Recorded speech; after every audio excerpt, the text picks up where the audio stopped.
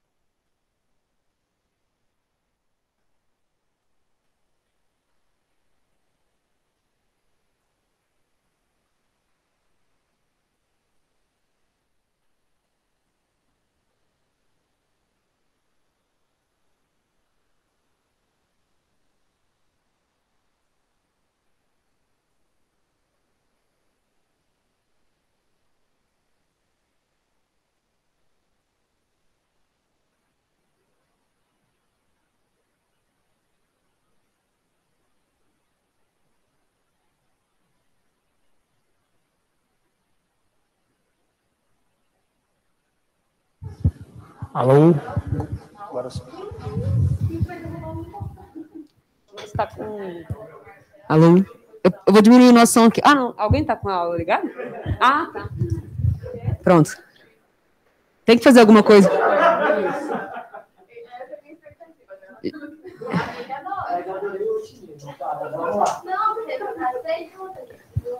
Não, eu sei perguntar se já tá aparecendo, você tem que fazer alguma coisa pra tela. Já tá, né? Não sei. Já tava? Quando eu saio, ela continua, né? Fechou a apresentação, é.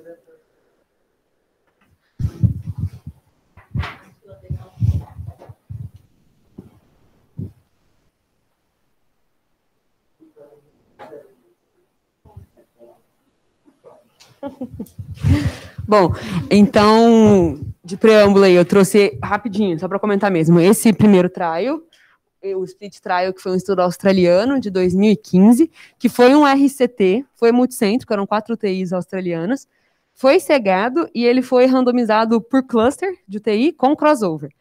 Eles fizeram soro fisiológico versus plasma, seriam incluídos, foi bem parecido assim com o BASIC, seriam incluídos pacientes que precisassem de qualquer volume, desde que não estivessem dialisando aí, ou fossem dialisar nas próximas 6 horas, não tivessem hemorragia encefálica, em cuidados paliativos. E eles fizeram da seguinte forma: eram 4 UTIs. 2 começariam com fluido A e 2 com fluido B. Tinham só 2 saquinhos, assim. E aí eles iam trocando entre si a cada 7 semanas, de modo que cada UTI passaria 2 vezes por cada fluido, e o estudo teria uma duração de 28 semanas. Sendo assim, eles não calcularam uma amostra. A amostra foi o tanto de pessoas que iam internar nessa época aí de 28 semanas, que é o tempo que eles olharam. E o desfecho primário seria a lesão renal aguda. Aí eu botei, só para mostrar também um pedaço da tabela 1. Então, pacientes de 60 anos, a maior parte deles pacientes cirúrgicos, de cirurgias eletivas, e um APACHE médio aí de 14%. Poucos pacientes com sepsis, 4%, poucos pacientes com trauma. O desfecho primário desse estudo foi neutro, não teve diferença em lesão renal aguda entre a solução salina e o plasma light. O que eles colocam de discussão para a gente aí desse estudo como eles acham que foi uma população de baixo risco para lesão renal aguda, então talvez eles não tivessem conseguido identificar por isso. Eles colocam como fraqueza também a falta de um cálculo amostral, pela natureza do estudo. Foi um estudo que teve missing data aí de 7,5% para o desfecho primário, eles não imputaram. Eles chegaram a analisar o worst to best case scenario, assim, considerando todo mundo com lesão renal, todo mundo sem, ainda assim não fez diferença. E aqui teve um problema que 2/3 dos médicos que estavam na UTI conseguiam dizer qual que era cada bolsa, assim, talvez pelo perfil gasométrico, ele sugere, como só tinha a bolsa A e bolsa B, eles conseguiam adivinhar na época mais ou menos qual que estava. O outro que eu trouxe também é o SMART Trial, que é um outro trial, agora de 2018, que foi um RCT, também pragmático, esse foi não cegado, também randomizado por cluster, com múltiplos crossovers. Então, esse, como é que eles fizeram? Assim, eram 5 UTIs de um mesmo centro, né, mais 5 UTIs de um mesmo centro, e foram 15 mil pacientes. Então, em meses pares, uma UTI usaria uma solução, nos meses ímpares, essa UTI usaria outra solução. E assim eles foram fazendo. E esse aqui também tem uma particularidade, que como era o mesmo centro, eles conseguiram uniformizar dentro da instituição o fluido do estudo. Então, no pronto-socorro e no centro cirúrgico, eles tentaram fazer o fluido que estava no estudo. Quais eram esses fluidos que eles compararam? Então, soro fisiológico e Ringer ou plasma light A. Era um ou outro, não diferenciaram qualquer um dos dois na hora que estivesse no balanceado. E o desfecho primário foi um desfecho composto, eu não sei se esse é o MAKE 30 ou se parece o MAKE 30, mas de qualquer forma foi morte, necessidade nova de terapia de substituição renal e disfunção renal persistente em 30 dias. Aí só para mostrar então a tabela... eu não mostrei. Mostrei aqui, ó. A tabela 1 desse estudo, então. Também pacientes mais ou menos da mesma idade, 58 anos, só que aqui tinham menos pacientes cirúrgicos, 20%, mais pacientes da sala de emergência, tinham mais pacientes com choque séptico, quase 15% da UTI, então eram pacientes talvez um pouquinho mais graves. Ele não bota a parte, mas mais pacientes com vasopressor e tal. E o desfecho primário aqui foi positivo. Teve um odds ratio de 0,9, que, de novo, por mais que fosse pequena a diferença, como é uma coisa que a gente usa muito, eles entenderam como significativo, né, clinicamente. E se for olhar cada um separado, aí não teve diferença, mas não tinha poder para isso. E o que eles observaram foi que o efeito foi maior quanto mais volume as pessoas receberam em pacientes sépticos. E aqui, só abrir esse parênteses por conta do nosso estudo, aqui em TCE, eles colocavam como uma contraindicação relativa usar a solução balanceada e eles sugeriam sair do protocolo e usar soro fisiológico 0,9%. Não teve diferença no TCE, mas, assim, foi a mesma coisa, mas só para falar que eles saíram um pouquinho do protocolo. Então, a última coisa é só para comparar o soro do estudo, que é o plasma light, com a salina, que muda para nós, assim, de importante né, o sódio, tem menos, e especialmente o cloro. A pergunta do Basics, então, da meu braço do Basics, então, foi se a administração de uma solução balanceada, no caso, nesse plasma light, versus a solução salina, durante a internação em UTI, se teria um aumento de sobrevida em 90 dias, em pacientes críticos. E como é que foi, então, o desenho do estudo? Foi um ensaio clínico pragmático, multicêntrico, foram 75 UTIs no Brasil, fiquei bastante impressionado, realmente. Foi um estudo duplo cego, e aqui eles não cometeram, assim, tentaram sair desse erro do split, eles fizeram 6 bolsas. As bolsas eram nomeadas de A a F, e eram 3 de soro fisiológico e 3 de plasma light, para ter mais, né, ficar mais difícil de adivinhar. E aqui eles colocam um conflito de interesse, que foi a Baxter quem deu as bolsinhas e quem fez essa logística de distribuir e tal, só que eles colocam também que elas não tiveram nada a ver com o desenho do estudo, condução do estudo, foi só isso. Foi um estudo fatorial, 2x2, porque a gente vai falar, mas a gente ouviu o tipo da solução e a velocidade, então eles pegaram os pacientes, dividiram entre plasma e salina, e aí, plasma, rápido e devagar, salina, rápido e devagar.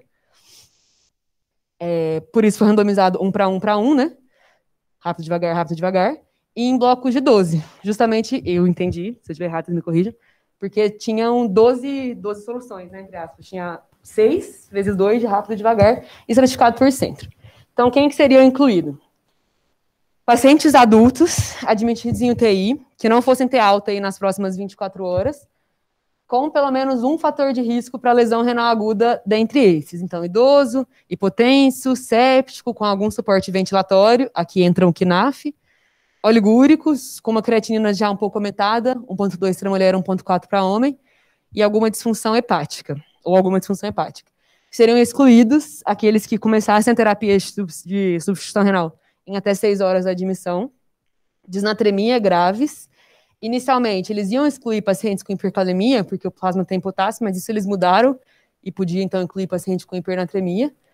Pacientes que tivessem morte iminente, paliativo exclusivo, morte encefálica, ou algum paciente que já tivesse sido randomizado para o BASICS anteriormente. E aí, esse era o protocolo, mais ou menos, do estudo. Então, é um estudo pragmático, então, quem ia indicar o fluido era o médico assistente. E era o seguinte, ele podia fazer fluidos outros do jeito que ele quisesse, bicarbonato, albumina, sangue.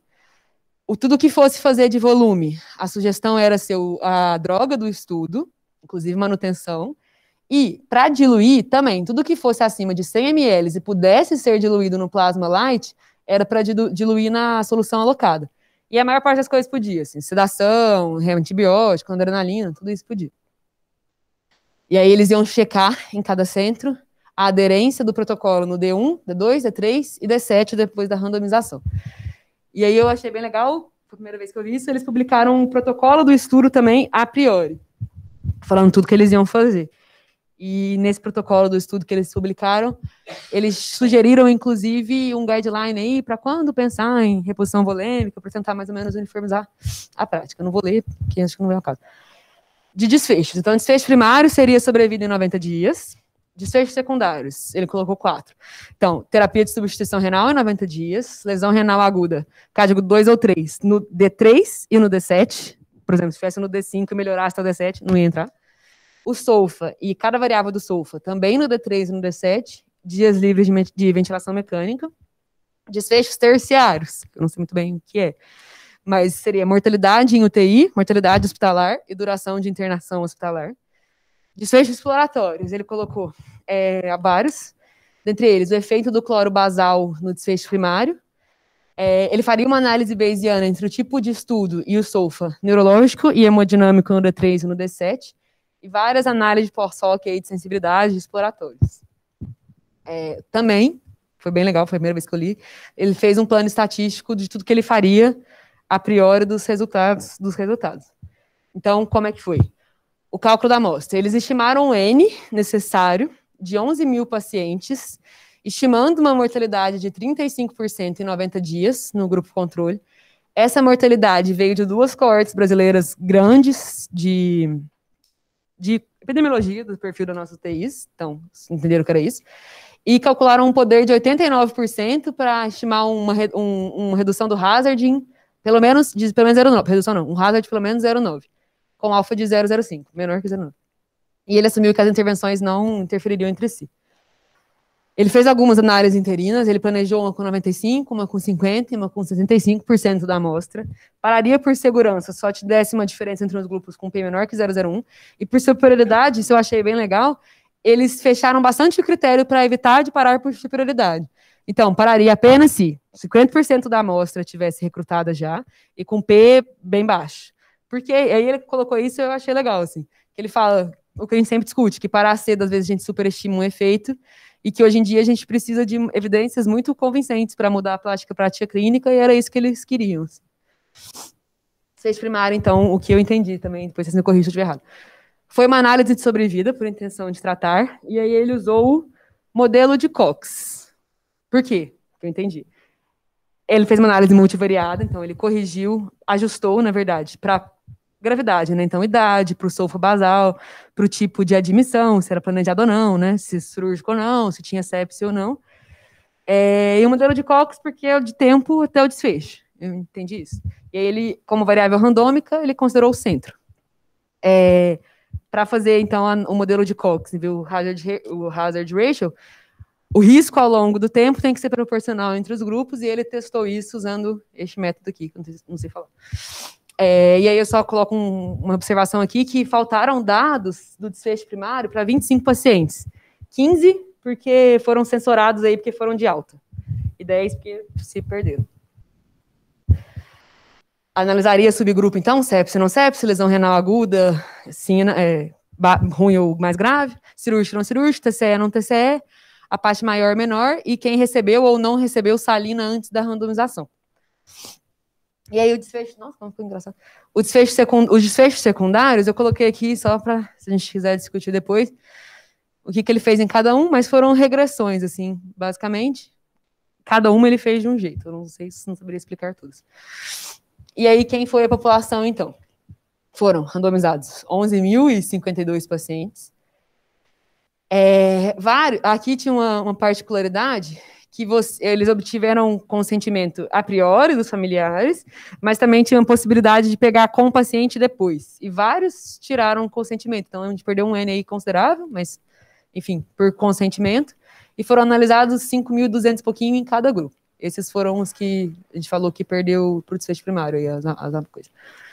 Então tá, tabela 1, então, desse estudo. Eu salientei algumas, então, idade, 60 e 61 anos, é tudo igual, tá? Só mostrando algumas características dos pacientes. Aqui também muitos pacientes cirúrgicos, então quase 50% da amostra de pacientes cirúrgicos. O Apache, médio, de 12, então também pacientes não tão graves. Sepse, quase 20% aí da amostra, TCE, quase 5% das amostras, e aí vários, né, 60% chegou hipotenso, vários chegaram ventilando, enfim, aqui eu não salientei nada. E aqui é só que ele colocou quem recebeu e quem não recebeu fluido antes da UTI, pensando em contaminar, né, porque, assim, a gente não tem muito controle do que recebe antes. E aí, deixa eu lembrar, pera. Esse aqui, então, receberam qualquer tipo de fluido, pelo menos 50% de cada um. Receberam mais de 1 litro aí, pelo menos 18% de cada um. E eu não lembro qual era o fisiológico, de ter marcado antes. Mas também recebeu tanto fisiológico quanto Ringer, igual entre os grupos, mas receberam coisas antes de ir para a UTI. Aqui é só o que eu falei que eles iam checar a aderência, e ele teve uma aderência boa, assim, do grupo, da solução do estudo, né? Teve alguns que, beleza, não aderiram, mas a maior parte sim. 88%, eu acho, de adesão, de aderência ele teve. E os resultados? Não teve diferença para o desfecho primário de sobrevida entre as duas soluções. Depois, assim, isso aqui não é o primário, mas aquele tanto de análise pós-hoc que ele fez, continuou não tendo diferença, mesmo quando ele desconsiderou quem recebeu o volume antes da randomização, e mesmo desconsiderando os casos aí que a gente perdeu dados. Então, só para mostrar a tabela do desfecho primário, então a mortalidade foi menor do que ele esperou que seria, então 26%, 27%, igual entre os grupos, e os secundários também todos sem diferença entre os grupos, então disfunção renal, necessidade de lesão renal aguda, o SOLFA foi o mesmo, assim, cada SOLFA também foi tudo igual. E aqui os desfechos terciários de mortalidade também foram todos, e duração de internação foram todos bem semelhantes. A única coisa que ele viu diferença, né, que acho que todo mundo já discutiu isso em algum momento, foi na análise de subgrupos, para o grupo de TCE, pareceu ter um aumento de mortalidade, então hazard ratio aqui de 1,48, para quem usava a solução balanceada. Então não parecia bom para esse grupo de pacientes. Isso aqui é só que ele coloca também o cloro dos pacientes para mostrar que foi diferente. Inicialmente eu tinha achado que eu não poderia falar que era diferente por essa figura, mas foi, na verdade. Então o basal era bem parecido entre os dois, e depois o da salina realmente fica mais alto do que o da solução balanceada. Isso aqui eu coloquei só para depois, caso a gente queira discutir. Não vou me arriscar, mas só para não falar nada, eu vou só falar alguma coisa. O que é? O que eu entendi, tá? Se eu estiver errado, me corrija. Isso aqui é a rede da análise bayesiana. Então, assim, são as coisas que podem acontecer. Então, considerando um paciente, que aqui ele coloca vasopressor e VM no baseline, e o Glasgow do baseline. Então, considerando um paciente qualquer, né? Num baseline, o que pode acontecer com ele no D3? Ele pode ter alta, ele pode continuar com vasopressor VM, ele pode melhorar ou piorar o Glasgow, ele pode morrer. Então, essas são as possibilidades de coisas que podem acontecer com ele. No D3, quem chegou até o D3, a mesma coisa. No D7, pode estar de alta, pode estar com a mesma invasão, pode estar com o mesmo Glasgow, pode ter morrido. Então, essas são as possibilidades dos pacientes. E aí, depois, ele ia calcular a probabilidade de cada um de onde cada um desses aí estaria no próximo dia. Então, vamos supor, dado que eu sobrevivi no D7, quer dizer, sei lá, eu estou no D3 e eu ainda estou ventilando. Então, qual que é a minha probabilidade de continuar ventilando no D7? Ou de ter tido alta no D7? Ou então, eu cheguei aqui no D3 bem, assim, ou de alta. Qual que é a probabilidade de eu estar ventilando? Entendeu? Então, tipo, ele vai fazendo isso. E aí, para isso, ele faz várias perguntas. Eu só coloquei para mostrar também. Ele faz várias perguntas justamente assim. Aqui ele exemplificou algumas. E a que teve diferença é essa, que é, dado que um paciente chega na UTI entubado, no D3 ele segue entubado, no D7 ele ainda está entubado e com Glasgow menor do que 12, se esse paciente estiver usando a solução balanceada, ele tem um odds maior de morrer. Pelo que eu entendi foi isso. Então, foi o único que deu diferença. Mas, de novo, não sei se eu entendi certo. E aí, então, só alguma coisa que ele levanta no estudo, depois a gente discute, mas que foi um estudo neutro, então, e o que ele coloca foi, a mortalidade foi um pouco menor do que eles esperavam, então será que foi um estudo que não teve poder para achar uma coisa muito limítrofe, assim, de diferença? Isso foi um problema que foi o mesmo do split também. A média de fluido foi pequena, acho que foi 1.000 e pouquinhos ml, assim, será que isso teve alguma diferença? Será que o fato de ter mais pacientes cirúrgicos, menos graves, né, também tem interferido aqui na ter menor mortalidade, menor poder? Não sei. Enfim, mas depois a gente discute. É isso, do Bill.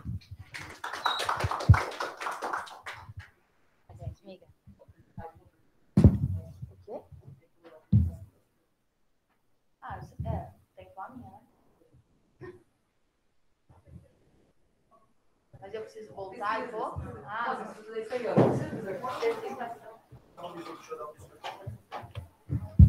Bota apresentar Alt Tab.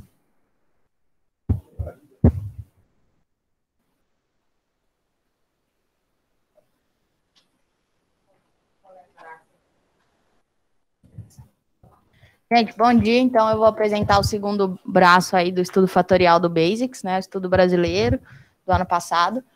E o meu braço, eles tentaram avaliar ali a diferença da velocidade da infusão, né, dos dois fluidos. Então, tanto das soluções balanceadas quanto do soro fisiológico. Então, aqui a gente avaliava velocidade de infusão. Bom, o racional básico que a gente tem na hora que a gente começa a ler o estudo assim, é que assim, o ponto positivo de eu aumentar a velocidade de infusão do fluido seria que eu vou restaurar os parâmetros hemodinâmicos de uma maneira mais rápida e evitando progressão de disfunção orgânica.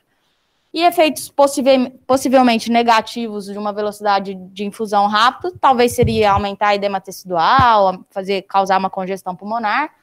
Então, só um racional bem básico, talvez, do porquê que a gente poderia querer estudar, né?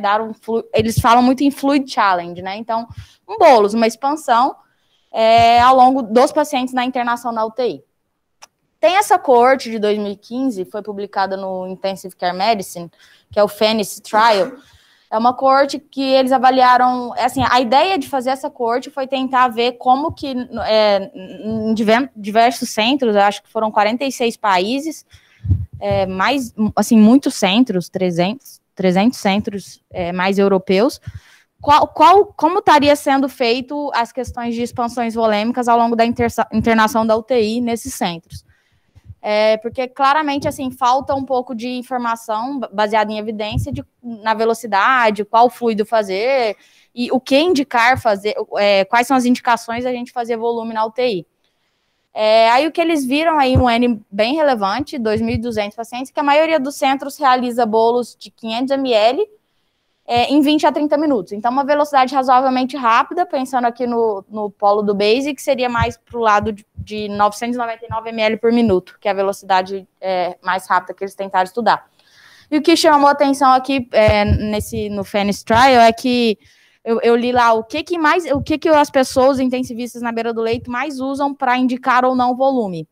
E é principalmente hipotensão, oligúria, e muitos também, na hora de desmamar vasopressor, eles acabam indicando um pouco de volume também. Então, fica aí um exemplo do que o pessoal, em trabalho de 2015, usa para indicar volume aí à beira-leito na UTI. Aí, que eles usam no background ali antes de começar o estudo, esse trabalho que é o FIST, de 2011, né, do New England, eles avaliaram uma população pediátrica, né, não é o tanto que a gente está acostumado a ver, mas eles tentaram ver a mortalidade nas crianças da África com síndromes febris graves, tá? Muitas malárias, outras doenças infecto-contagiosas. Eles avaliaram a mortalidade depois de bolos de fluidos no atendimento primário aí dessa população. A idade das crianças era assim, acima de 60 meses já entrava no estudo. Então, não é uma população que a gente está acostumado, mas o que chamou a atenção é que foi um estudo que eles randomizaram tanto para receber bolos de albumina ou de salina, ou para não receber bolos. Desculpa, e de critério de inclusão eram, então, pacientes, crianças que tinham doenças febris graves e que tinham algum sinal de alteração de perfusão, não necessariamente hipotensão. Então, estavam bem taquicárdicas, tempo de enchimento prolongado, extremidade fria. E o que chamou a atenção nesse trabalho é que o tipo de solução não teve diferença. Isso aqui é mortalidade, tá? Acúmulo de risco de morrer. Então, quem recebeu albumina e salina em bolos não teve diferença, e quem não recebeu bolos morreu menos. Como se o bolos, então, a velocidade de infusão tivesse interferido negativamente no desfecho das crianças. E aí gerou muita discussão, o próprio trabalho não conseguiu gerar muitas hipóteses do porquê disso, né? A princípio, na hora que eles analisaram os dados, assim, o evento terminal, né, dessas crianças, geralmente não era o que a gente esperava. Por exemplo, congestão pulmonar ou edema cerebral. Não foi isso. Tiveram vários outros trabalhos que tentaram reanalisar os dados do FIST. E o que fica, e ainda sem muita conclusão, mas o que fica é que talvez dar fluidos muito rapidamente numa fase aguda, eles viram que aumenta o colapso cardiovascular, só, assim, mas sem muitos porquês. E todas as reanálises do FISH, eles terminam falando que ainda é um tema que a gente tem que estudar, o porquê aí, talvez, dessas mínimas alterações de velocidade influenciarem na mortalidade de algumas populações. O que a gente tem atualmente de recomendação oficial de como dar volume é a do Surviving Sepsis, né? E que, na verdade, não mudou agora, na atualização desse ano, que a gente faz o quê? Então, a gente dá volume 30 ml por quilo em até 3 horas. Para um paciente de 70 quilos, vai dar isso mesmo, uns 800, 900 ml por minuto. Mas aí eles mesmos põem, né, que a evidência é fraca, com pouca qualidade de evidência. Mas é isso que a gente tem de guideline aí para a nossa população. Bom, então, voltando aqui para o nosso trabalho, para a gente avaliar, a pergunta, então, era se a gente fizesse alíquotas com uma menor velocidade de infusão versus a velocidade padrão, teoricamente, de 999 ml por minuto, se isso aumentaria a probabilidade de sobrevida dos pacientes em 90 dias. A intervenção, então, aqui foi correr os Fluid Challenges com uma velocidade um pouco mais lenta, 333 ml por minuto, e o controle, 999 ml por minuto. Os desfechos foram os mesmos que a Lu mostrou, então sobrevida em 90 dias, terapia de substituição renal em 90 dias, ocorrência de lesão renal, o SOFA no D3 e D7, dia livre de ventilação em 28 dias, e os desfechos terciários seriam mortalidade hospitalar, mortalidade na UTI e tempo de internação. O flowchart a Lu mostrou já bem para vocês, então 11 mil pacientes randomizados, algumas perdas, no final ficou pro braço de avaliar a velocidade de infusão, ficou 5.000 de um lado, 5.200 de um lado, 5.200 de outro. Aqui também a Lu já mostrou, mas só para focar aqui essa braço do estudo, a gente só vai ver essa parte aqui, né, do flowchart, então que pacientes que o médico assistente, por ser um estudo pragmático, né, o médico indicava um bolos por algum daqueles motivos, hipotensão, desmame de vasopressor, ou, enfim, oligúria. Ele era randomizado, então, para fazer velocidade 333 ou 999.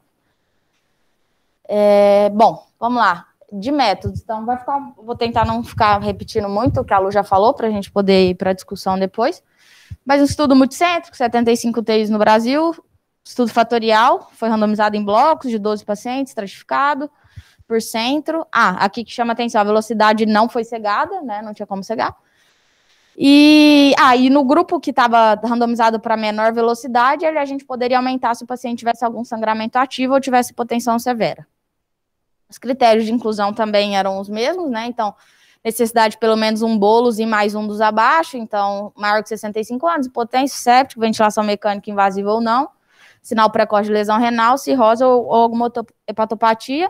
Eram excluídos os pacientes, igual a Lu já falou, nada demais, natremia, paciente já com sinais de morte encefálica, paliativos, etc. Também aqui do baseline, das características, eu acho que a Lu chamou bem a atenção já para as coisas que mais importam, então a idade dos pacientes um pouco ali, idosos, né, 60 anos, a gravidade era igual dos doentes, o que eu queria também ter chamado a atenção, que a Lu chamou bem, é que os pacientes receberam, sim, fluidos antes de entrarem na randomização, né, inclusive um número considerável, mais ou menos 1.000 ml, 1 litro aí, antes de chegar. Lembrar que muitos eram pós-cirurgia eletivas, então eles receberam fluidos na cirurgia, no intróprio, né, RPA. Então, quase 70% dos pacientes nos 2 braços já tinham recebido o volume antes de serem randomizados. Bom, o cálculo da amostra, então, era uma mortalidade prevista de 35% em 90 dias, tinha 89% de poder para detectar um hazard de 0,9, alfa em 0,05, e eles consideraram que não tinha interação das duas variáveis estudadas. As análises interinas, a Lu já falou, teve uma análise de segurança, outras 3 ali, e seguiram bem rigidamente os critérios aqui para finalizar o estudo, caso o P fosse menor que 0,01. A análise sobrevive, então, foi pelo risco proporcional de Cox, ajustado pela idade, SOFA, admissão. Isso aqui eu também pus para se a gente quiser discutir depois. A proporcionalidade do hazard foi acessada pelo modelo de Gram-Sternow.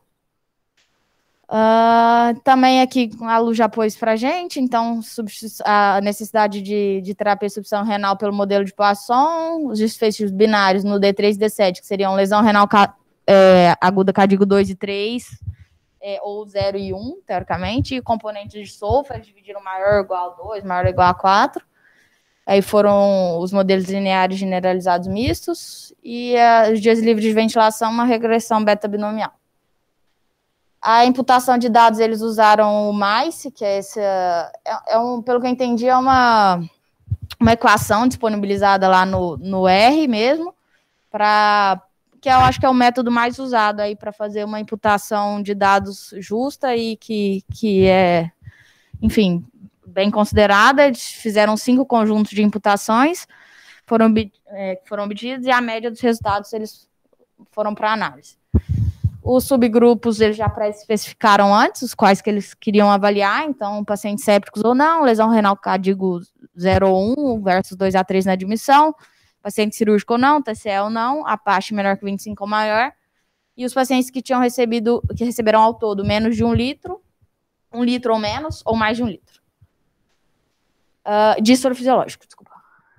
E análise de sensibilidade pós-ROC, então, eles queriam avaliar o desfecho primário naqueles que os desfechos primários eram conhecidos, como a Lu falou, análise do desfecho primário no paciente que tinha o IC no baseline, diferença de vasopressor no D3 e D7, e a análise exploratória do método bayesiano focado no SOFA cardiovascular.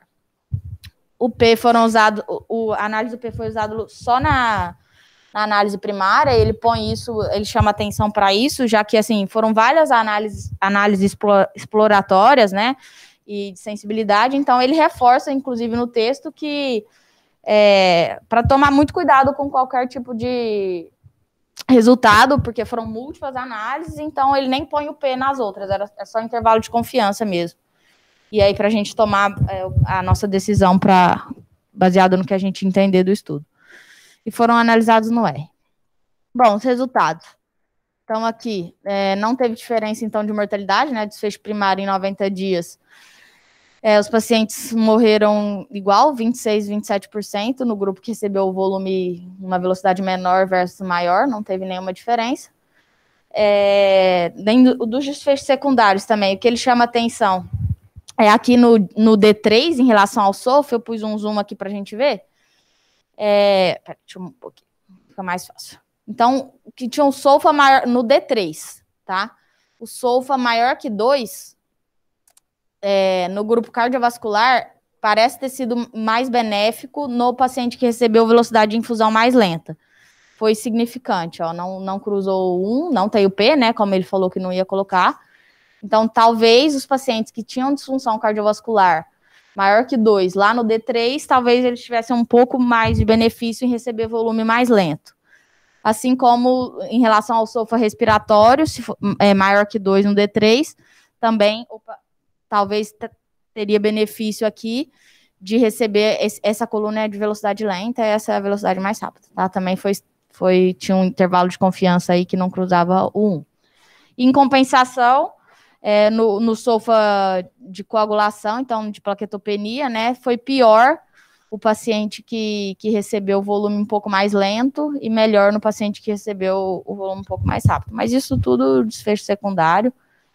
Então, e o que ele chama atenção é que isso não se confirma no D7. Na hora que chega no D7, aqui tudo já perde o sentido, não tem mais significância, o intervalo de confiança já não é mais significativo. Aqui é só uma tabela, uma outra maneira de tentar avaliar aí em relação ao SOFA cardiovascular, que era algo que eles focaram muito nesse braço do trabalho. É só uma maneira mais gráfica de ver, assim, que não dá para a gente assim, ter nenhum resultado olhando aqui, mas, assim, por exemplo, que aqui no D7, a maioria, parece ser tudo igual, né? Então, a mesma quantidade de pacientes foram de alta, mais ou menos a mesma quantidade tinha uma pressão acima de 70, abaixo de 70, usava dobuta. Então, assim, só uma maneira gráfica que eles puseram no trabalho. Depois, se vocês quiserem, a gente discute melhor. E aqui, então, o gráfico aí de sobrevida, que o braço controle e a intervenção tiveram a mesma mortalidade, não teve nenhuma significância estatística. E aqui de análise de subgrupo também, isso aqui está no apêndice, mas que eles avaliaram pacientes CADIGO menor que 1, maior que 1, sepse, TCE, pacientes cirúrgicos, grau do Apache, e a salina usada nas 24 horas antes da randomização, ainda assim não teve nenhuma diferença. Na hora que eles ajustaram para esses subgrupos, não teve diferença nenhuma de mortalidade. Tá? Ainda sobre as análises exploratórias, então, pacientes que tinham IC no baseline, uma fração de ejeção acima de 50 ou abaixo de 50, também não tem diferença você fazer volume mais lento ou mais rápido, eles não encontraram, pelo menos. E o SOFA hemodinâmico no D3 e D7, também nenhuma alteração. Aí aqui também eu pus, como a Lu falou, o network da análise bayesiana. E, assim, eu entendi exatamente o que a Lu falou. Até troquei uma ideia com a Ionara quando eu fui começar a ver para tentar ver se eu estava entendendo errado. Mas, enfim, é justamente isso. O paciente aqui a análise bayesiana que eles fizeram era focada no SOFA hemodinâmico, né, no SOFA cardiovascular. Então, a demonstração gráfica aqui, era só para justamente aqui no D0, D1, D2, D3, D7. Então, todos os desfechos que o paciente poderia ter ao longo desses dias. Então, por exemplo, aqui eu estou no D3, eu poderia morrer, eu poderia ter alta da UTI, eu poderia continuar vivo.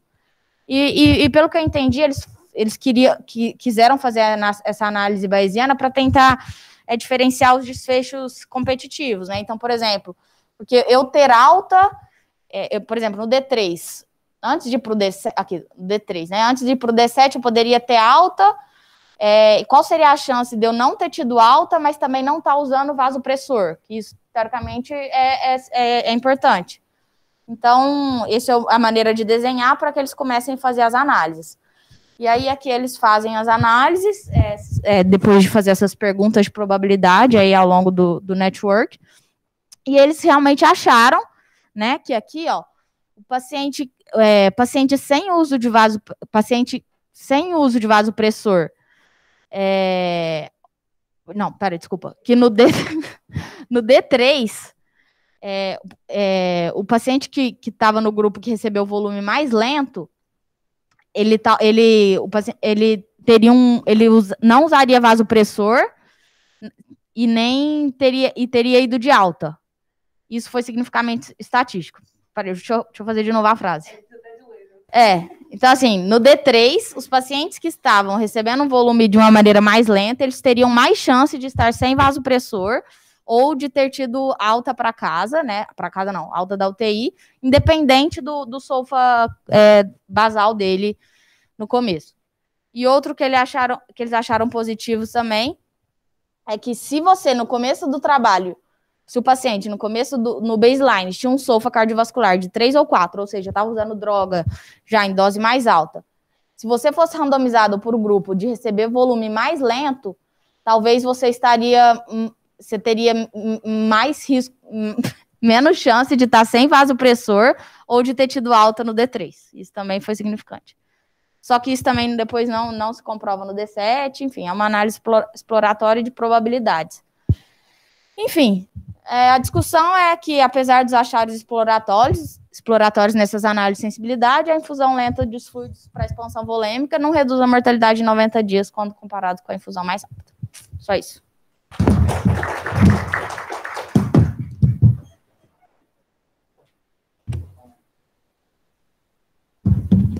Muito bem, esse negócio bayesiano aí veio para dar uma confundida, né?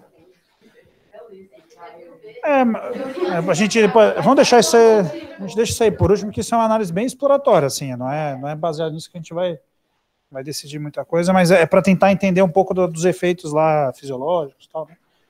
Bom.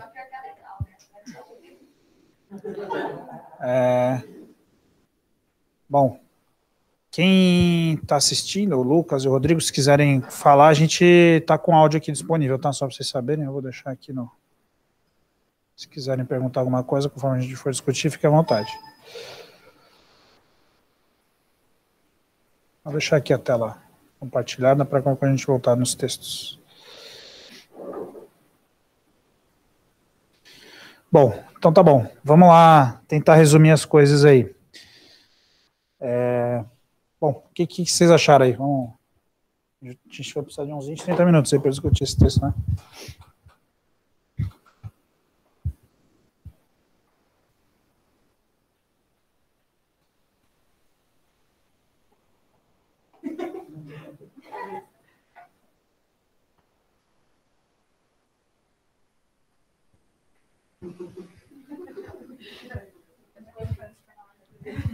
O que você achou aí?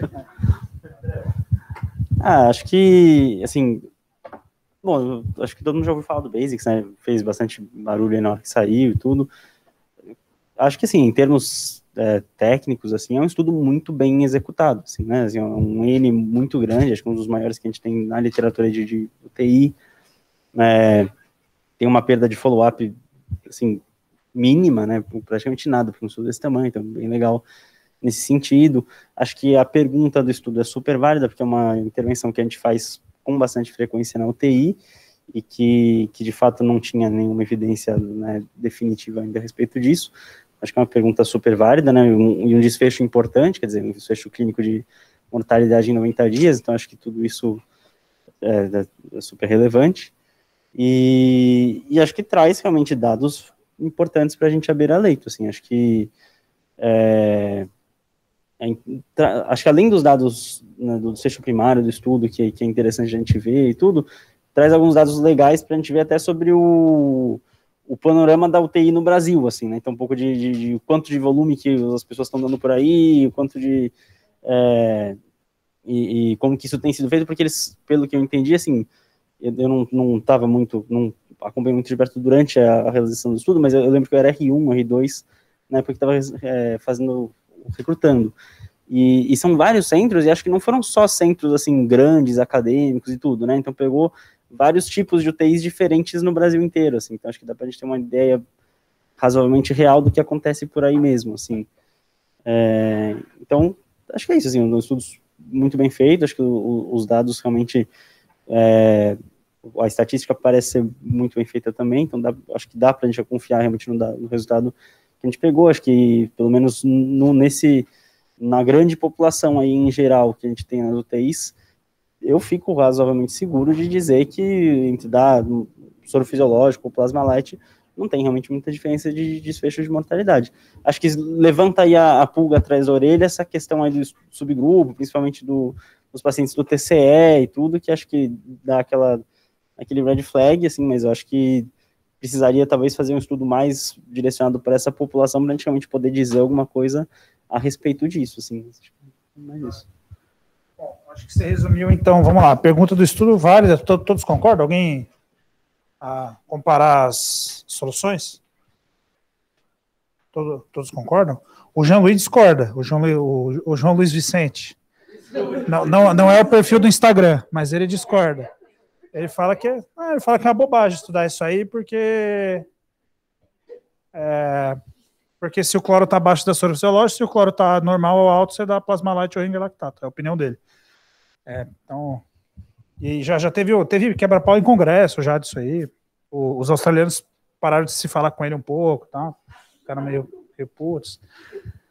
Mas, enfim, eu acho que é uma pergunta relevante, porque como é uma intervenção que a gente faz muito, um pequeno efeito semelhante ao Mega Rocks lá, o estudo que está rodando aí de 40 mil pacientes para ver a alvo de oxigenação. Como uma coisa que a gente faz todo dia, se mesmo um efeito pequeno, se considerar que está a 1% de diferença, talvez seria interessante, né?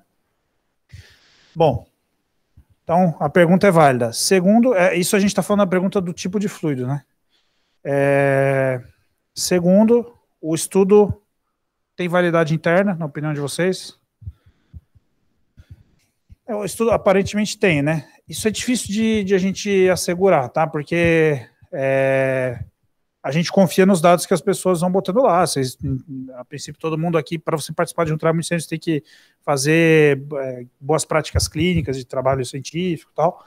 Então, a princípio, o estudo foi muito bem conduzido também, né? E aí a gente vai para o terceiro ponto, que é quais são os resultados, né? Que é o que a gente viu aí. Da população, que parece que nos últimos 2 anos a gente viveu em UTIs respiratórias, né? E aí que esse trabalho foi um pouco antes, então chama atenção, né? Paciente cirúrgico, talvez uma UTI normal, tantos % de cirúrgica, mortalidade menor. Então lembrar disso, né? Não é um estudo aplicável, sei lá, para as ARDS extremamente graves, talvez.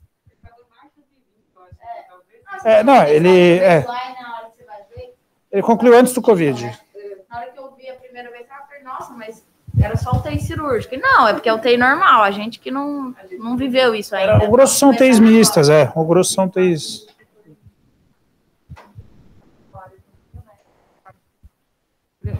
Pensar que tem serviços, não são só serviços SUS, e grande parte do perfil de hospitais particulares, né, de hospitais privados, são pacientes cirúrgicos, muita cirurgia letiva, né, então acho que ele ilustra bem o cenário da maior parte das UTIs aí, né. Sim, mas aí o Basics, ele tentou lidar com isso da seguinte forma, ele não botou assim, não era qualquer coisa, né, então, porque o paciente eletivo, que você ia dar uma expansão volêmica, você, por exemplo, sei lá, uma próstata de fêmur, chega lá na UTI, você vai dar um voluminho, mas tem previsão de alta no dia seguinte, esse paciente não era para ser incluído.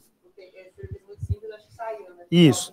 Só que aí o Basics tem um problema. Eu incluí uns 300 pacientes ao todo aí, que eu me lembro, tá? Mais ou menos. que eu participei, assim, né, do processo. Isso, primeiro, que isso é um pouco subjetivo, esse negócio do critério do pelo menos 24 horas, e assim, hipotensão em paciente pós-operatório, o anestesista faz aramin, leva você para a UTI, ele chega hipotenso, você dá um volume, ele é incluído no estudo. Entendeu? Então, talvez tenha muito paciente aí, e a gente vai ver depois, numa das análises lá, quantos que foram de alta no primeiro dia. A gente vai conseguir ver isso no seu estudo, né? Não, no seu. No seu, você botou... Em algum de vocês dois lá, é aquela curva lá, quantos que já tinham ido de alta. Tem a proporção de quantos já tinham de alta. A gente vai ver isso para tentar entender isso, tá? Bom, vamos para a pergunta da velocidade de expansão. O que vocês acharam? É uma pergunta importante, relevante? Essa eu tive mais dificuldade de entender, a princípio. Eu até falei com a Paula, assim, nossa, mas que besteira, eu pensei. Eu não entendi muito bem por quê. Mas depois que ela falou, beleza, eu acho realmente, a gente fala 30 ml por quilo em 3 horas, baseado em nada. Acho que seria legal ver se isso faz sentido ou não. Mas não era isso, né? Não era isso, tinha esse negócio do... tinha esse fiche aí que até eu achava que nem tinha nada a ver com a velocidade, assim, eu achava que tinha a ver com bolos ou não. E depois eu falei, tudo bem, é uma dúvida que a gente tem, a gente não sabe a resposta, eu acho razoável. Mas não é uma coisa que eu me pergunto. Vamos lá, assim, o que a gente tem de evidência experimental? Tem alguns estudos, eu lembro o Zampieri, quando ele apresenta, tem 1 ou 2 estudos experimentais, mas são coisas pequenas, tá? E o que a gente tinha de dado clínico, primeiro que a prática era fazer em 30 minutos, expansão volêmica. Na verdade, a prática aqui no Brasil é... Abre, você não sabe a velocidade. Né? Abre quentinho ali, né? Ou às vezes espreme. Quem for pego com foto espremendo, ganha título Marcelo Parque do mês ali. Bom, a verdade é que é essa. Então, isso foi uma coisa interessante que a gente passou a padronizar a expansão volêmica, né? Você botava lá, tinha que ser bomba que tolerava 999, aí você colocava lá 999, aí em meia hora corria, ou em 1h30. Era basicamente isso. Tá? Tem um racional, qual que é o racional, gente? Quando a gente faz expansão volêmica rápida, você aumenta as pressões de enchimento mais rápido. Aumentando as pressões de enchimento, você extravasa mais rápido também, e além disso, tem descrito você lesar o glicocálix do endotélio, e o paciente acabar ficando, ele extravasando mais, não só naquele momento, mas depois também. Então, com a expansão volêmica lenta, talvez você faria uma expansão volêmica melhor. Você deixaria aquele fluido dentro do vaso, porque você não está aumentando as pressões de enchimento durante a expansão, e aí, com isso, o fluido fica dentro do vaso e não vai para o pulmão. Seria a expressão clínica mais rápida de a gente ver isso. E é por isso que eles fizeram aquela análise do D3 do sofá respiratório, que inclusive no grupo de expansão lenta foi um pouquinho melhor. Tá? Bate com a fisiopatologia, vamos dizer assim. Tá? Mas é uma análise exploratória, tá? Eu acho que a gente tem que ter isso em mente. Então, a ideia da expansão lenta é que seria uma expansão melhor, na verdade. Se o doente está hipovolêmico, seria melhor você expandir lento do que expandir rápido. Esse que seria o raciocínio. Tá? Na hora que eles tentam dar alguma das hipóteses do porquê que as crianças morreram mais, eles põem que também talvez o mecanismo compensatório do choque de uma vasoconstricção aí que a gente está tentando priorizar órgãos mais vitais, que na hora que eu faço bolos muito rápido, eu poderia perder essa resposta fisiológica e eu piorar disfunções orgânicas nos próximos dias. Bom, o que a gente tem de dado interessante disso? Vocês já fizeram soro gelado para paciente com sepsis? Febrão? Não, assim, tá chocado, febrão, aí você corre em soro gelado. Vocês já experimentaram fazer soro quente? A temperatura do soro pode influenciar na resposta de vasoconstrição ou não. A gente não faz isso com diálise, a gente não baixa a temperatura do banho para o doente fazer vasoconstrição. Então, quando você faz soro gelado, às vezes o doente melhora, tudo bem, tá, a temperatura baixa, mas ele melhora a hemodinâmica porque você pode estar induzindo vasoconstrição também, tá? Essa variável não foi controlada aqui, e a gente não controla na prática mesmo. Então, isso é um erro aleatório que fica aí, a gente não sabe se isso é útil ou não, a gente acaba utilizando na prática quando o doente está febril. Mas, às vezes, se você der soro gelado, o paciente pode melhorar a hipotensão por isso. E o que a gente tem de trabalho clínico? A gente tem 2 trabalhos do Bridgestone Anesthesiology bem interessantes, de anestesia. Um é do pessoal lá da Paulista, tá, da Flávia Machado, lá o grupo dela. Eles pegaram lá, eles usam mais Swan-Ganz e tal, e eles pegaram pacientes que iam receber expansão volêmica, mediu o débito antes da expansão, meia hora depois, 1 hora e depois. O que acontece? O paciente, os fluidos responsivos, eles respondiam em meia hora. 1 hora, 1h30, 2 horas depois, o débito cardíaco caía de novo. Fazendo expansão rápida, que é a prática habitual, certo? Então, você tem uma resposta transitória de aumentar o débito, mas essa resposta é transitória, né? Ela tende a cair de novo. Daí vem a ideia do Basics também de você fazer uma expansão lenta. Com essa expansão lenta, você vai extravasar menos fluido para interstício e você vai efetivamente expandir o que você quer, que é o intravascular, entendeu? Então, daí que vem essa ideia, tá? E aí tinha o FIST, porque o FIST botou uma pulga atrás da orelha de todo mundo, né? Porra, matou mais, né? Você dá bolos e tal. Mas lembrar que é low income country, 2/3 era malária, né? Não era sepsis. Assim, o pessoal considera que pode ser sepsis também, porque é uma infecção de orgânica, mas não era uma pneumonia, enfim, não eram outras coisas. E teve isso interessante de as mortes serem por colapso cardiovascular. Então tinha essa pulga atrás da orelha. Então o embasamento para velocidade de expansão era esse, que o soro rápido ele tem um efeito hemodinâmico rápido, mas ele é efêmero, que talvez uma expansão mais lenta você efetivamente expandiria melhor o intravascular,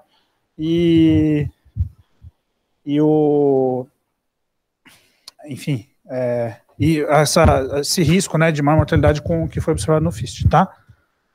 Então, aparentemente é uma pergunta interessante, só que isso é meio estranho, né? Aí eu falo também, pessoal do Contra, a gente teve uma discussão em 2019, veio o Cecconi aqui, o Cecconi estuda hemodinâmica, né, o atual presidente da Sociedade Europeia. Ele falou assim, eu acho isso tudo legal, mas é que para mim o rápido é lento e o lento é muito lento, entendeu? Na opinião dele, porque talvez o rápido poderia ser 10 minutos e o lento 30, né? Então, só que isso você não teria como padronizar, né? Como é que você vai padronizar fazer em 10 minutos? Então, o pessoal do estudo, eu acho que faz sentido, meia hora tá bom, né? Se você quer fazer expansão volêmica, né? Também, mas sempre vai ter alguém do contra ali para falar qual foi a comparação, né?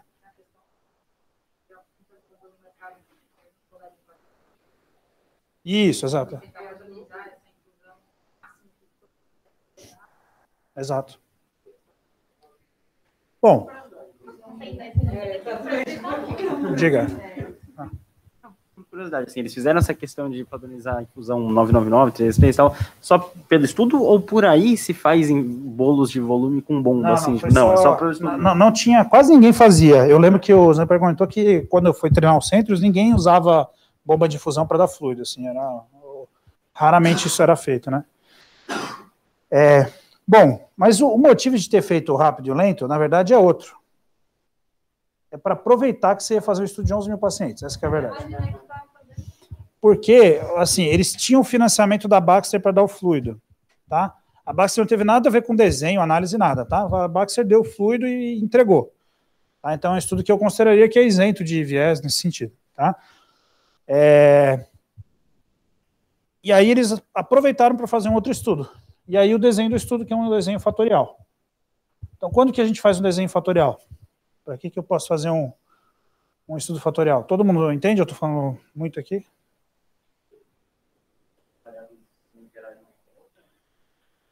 Quando elas não interagem? Elas interagem, mas elas não influenciam, né? Vamos não usar os termos técnicos ainda. Então, qual que seria um motivo para você fazer 2 estudos em um? É isso que você está fazendo.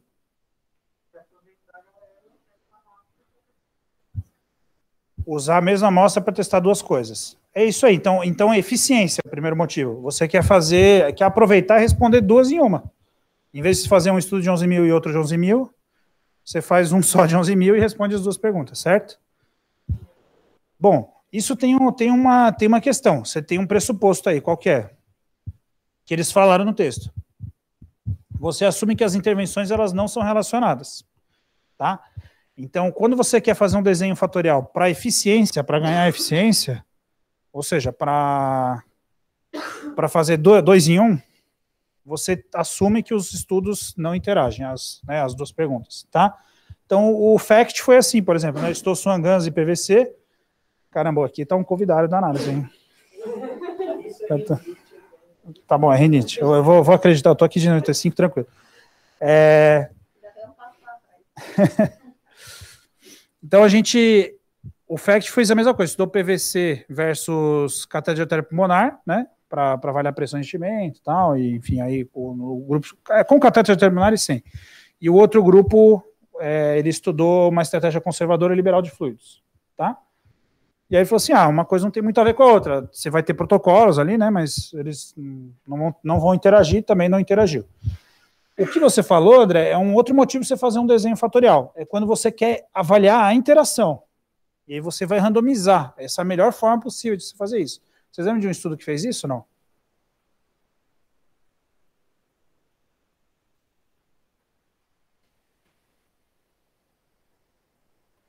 Teve um estudo que chama o Venish, que estudou vaso com corticoide. E a hipótese deles é que vaso mais corticoide era melhor do que um ou outro isoladamente. Só que eles foram de brincadeira para fazer o estudo. Botaram 400 pacientes. Quando você quer estudar uma interação, o seu N aumenta, é o contrário. Tá? Quando o seu objetivo é estudar a interação entre os grupos, o seu N vai acabar aumentando. Tá? Porque se você quer ver um efeito de subgrupo, você vai ter que calcular o N para o subgrupo e não para o total, entendeu? Tá? Então, acho que esses são os principais motivos aí para você fazer um desenho fatorial. Certo? Bom, beleza. A ideia original, isso lá um tempo atrás, o Zampieri foi falar com o Kellogg para pedir o dinheiro para Baxter, foi um negócio lá atrás, isso aqui é o Biasi também. A ideia original não era estudar só essas duas coisas, era fazer um adaptativo grande, estudar tudo sobre fluido, temperatura, velocidade, o tipo de fluido, depois também dose de fluido, né, mais ou menos.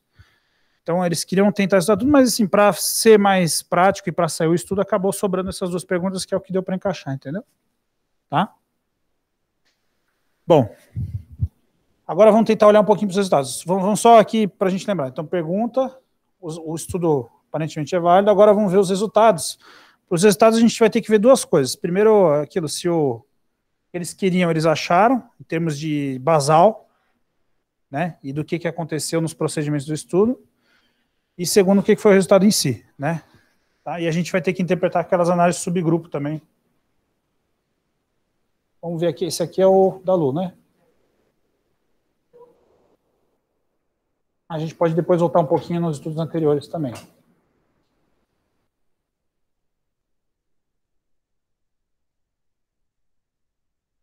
Bom, primeira coisa, o flowchart. O que vocês acham desse flowchart aqui? É um flowchart completo ou resumido?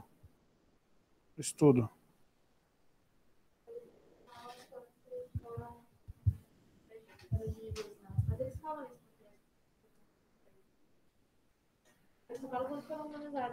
Isso, então isso é muito importante. Aqui só fala quantos foram randomizados. Não tem screening log, né? Não tem quantos pacientes foram... Ele fala que é possível ir atrás de todo mundo, de saber se Exato. Mas isso é um problema, tá? Isso é um problema porque eu falei para vocês, tinha um critério ali subjetivo de inclusão, que era as 24 horas, tá? Então isso é um potencial problema que a gente tem que ficar de olho, tá bom? Porque você pode ter tanto incluído o paciente que talvez, aí isso a gente consegue ver, incluiu e foi de alta em menos de 24 horas, tudo bem, vai ter um ou outro que isso ia acontecer mesmo, porque você não é, né? A gente não tem bola de cristal para ter certeza. Tá? Eu, por exemplo, eu era mais pro conservador, entendeu? Então, quando eu ia ligar na hora, aí eu incluía no estudo, entendeu? E é que geralmente eu ligo na hora e dou volume junto, entendeu? Mas, porque daí a previsão de que ia ficar até o dia seguinte, pelo menos, tá? Nem que fosse uma dose baixa. Bom.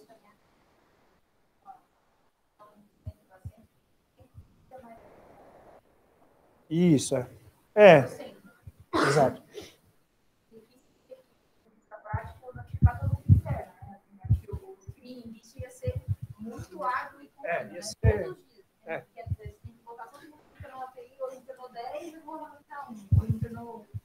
Isso assim, só teria um jeito de fazer isso. Teria que ser um estudo que você tenha... Não, você tem o banco de dados da UTI e você tem os dados de prescrição. Seria o único jeito. E aí você tem quem foi efetivamente randomizado. Você teria que fazer uma integração com o prontuário eletrônico e tal, que não dá para fazer, né? 75 centos, Brasil e tal. Então, mas, por exemplo, no Smart eles fizeram isso. Eles puxaram tudo do prontuário eletrônico. Tá? O nome Smart não é à toa. Eles foram bem espirituosos no nome do estudo, porque ele é todo baseado em prontuário eletrônico e tal. Eles não coletaram dados. A coleta foi espirituosa. Basicão. Tá. Aqui a gente tem uma coisa super importante, que são essas perdas de consentimento. A gente não entrou em detalhes aqui, mas esse estudo ele foi pioneiro aqui no Brasil. Eu, para randomizar, não precisava de consentimento, nem da família. Randomizava, porque assim, gente, é soro fisiológico ou plasma light, isso aí, ou é que só não foi ring lactato porque a Baxter vem de plasma light, entendeu? Mas, putz, isso é totalmente aleatório aí, Brasilzão afora, entendeu? Então, para justificar para o comitê, a gente fala assim, olha, a gente quer fazer um estudo de 2 tipos de soro, que os dois são amplamente utilizados, o uso é totalmente ao acaso. Se a gente não fizer um termo a posteriori, o estudo não é factível, ponto. Não tem como ser... eu vou fazer uma expansão, né? Deixa eu ligar para a família aqui. Então, não, você...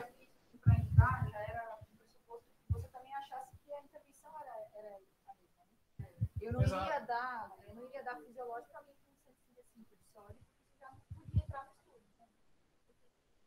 Do ponto de vista ético, era bem razoável que eles pudessem receber as duas soluções.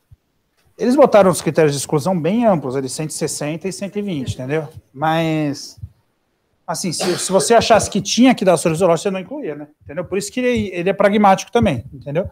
Ele talvez nem precisava desse critério de inclusão e exclusão do sódio, a verdade é essa. Podia falar assim, ficar a cargo do médico se ele vai querer dar uma ou outra, e nos que ele não quiser dar, né? Poderia ser assim, não tem problema. Bom, mas vejam que teve uma perda de consentimento aqui de 500 pacientes de 11 mil. Isso dá quanto? 5%? É isso mesmo, é 1 para 20. Tá?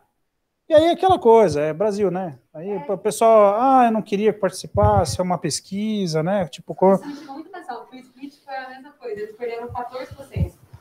Perderam mais. Não, de que não deixaram. Então, perderam mais. Não, 14% de 2.000, ele perdeu muito mais no Brasil, entendeu? Não, aqui perdeu 5% só. Perdeu 5%. Foi 500 de 11 mil. Entendeu? Número absoluto. Sim. Então tá bom. Só 14 pacientes. Sim. Não, e o processo de coletar o termo, gente, é complicado. Mas era isso. A gente incluía e no dia seguinte conversava. Teve casos que eu não conversava, porque a gente estava morrendo. Aconteceu. Você não sabia que ele ia morrer em 24 horas. Aí perdi o termo, porque eu não vou falar de termo de consentimento, né? O cara morrendo em 24 horas, entendeu? Aí a gente fica naquela situação. Então tem várias coisas aí de motivos para perda de consentimento. Principal recuso da família, com certeza. Tá?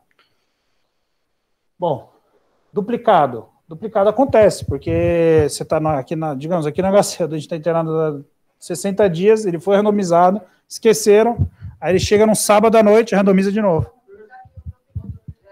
O outro tem. Tá? Isso aqui no HC, mas outros centros também isso podia acontecer, né? Então, mas foram poucos, né? Foram uns 50 aí, né? Tá bom? Então, tudo justo, né? Esses motivos para eles excluírem para fazer a análise de tensão tratar modificada, certo? Tá bom? E essa perda de segmento mínima, né? Isso aqui é muito, muito bonito de se ver. Eles tiveram muita dificuldade de chegar nesse número, tá? Segundo consta, eles usaram WhatsApp, Telegrama, telefone do vizinho, telefone do trabalho. Eles foram atrás para conseguir se estava vivo ou morto em 90 dias. Motoboy. Exato.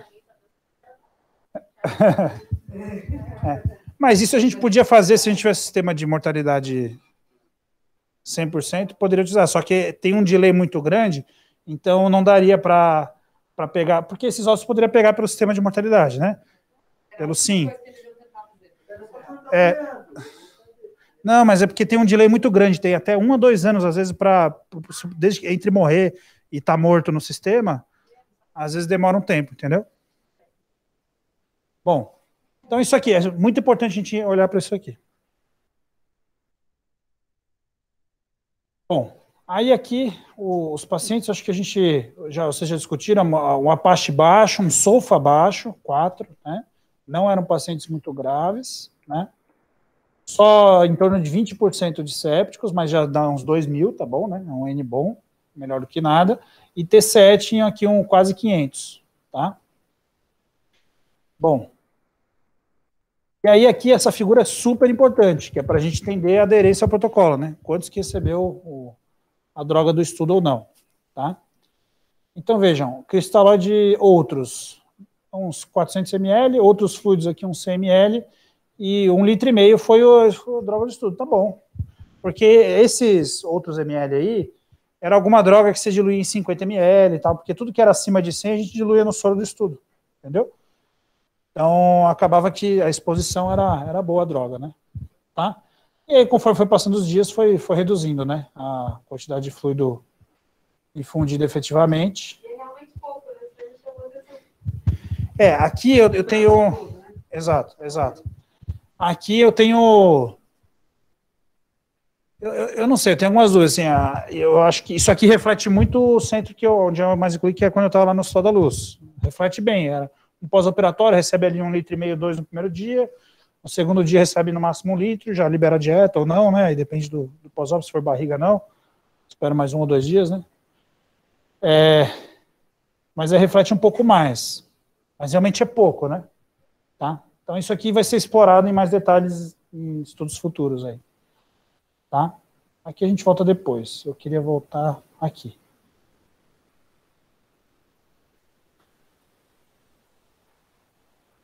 Não, cadê? Aqui.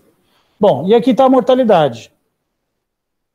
O que vocês acham aqui desse resultado de mortalidade?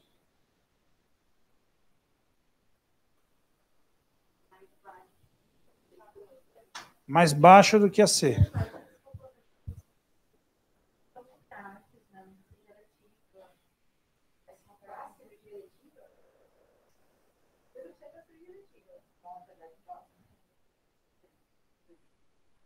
Mas eu acho que qual que é a ideia aqui? O estudo, no fim, a gente vai poder, vamos ter que pensar a esse respeito. Como a mortalidade foi mais baixa do que esperado, talvez o estudo não atingiu o poder necessário para responder a pergunta, tá? A gente vai ter que ter isso em mente. E, de novo, como o soro a gente usa muito, tal, talvez 1% de mortalidade seja significante. Qual foi a mortalidade observada aqui na prática? Foi 1%. Tá? Só que o intervalo de confiança cruzou a unidade, o valor de P não foi significante, tudo bem, né? Tá? O que chama atenção é que a curva de sobrevida ela abriu lá para frente, ela abriu um pouquinho, tá? Mas não foi significante, tá? Com esse estudo não dá para a gente afirmar nada, o estudo é neutro, mas talvez ele tenha sido underpowered, tá? Bom, não vou entrar muito nos desfechos secundários, e aí a gente vai para a subanálise do TCE, essa é muito importante. E aí, como que vocês... O André já deu a opinião dele aí. Como que vocês interpretam essa subanálise?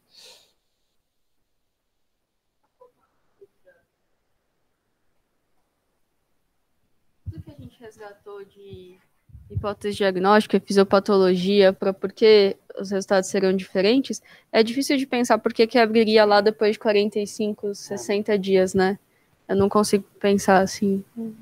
Isso é difícil de entender, mas é que a curva abrir devagarzinho, isso geralmente é ok, entendeu? O problema é abrir muito no começo e depois fechar, entendeu?